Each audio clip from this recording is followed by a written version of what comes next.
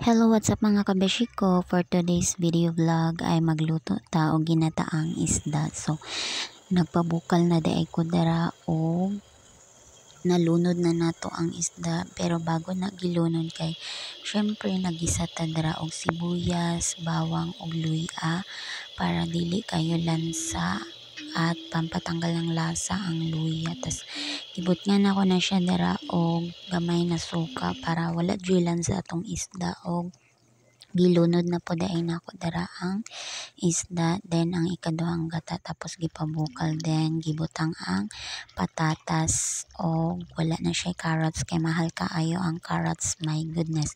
So mao na siya guys, luto na nga to ang ginataang isda.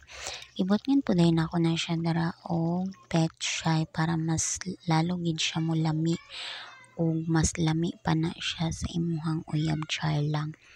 So mao to guys, tara mga una og sure yun kung mahurot yun ang ato ang bahaw ani nga kanon. Thank you for watching.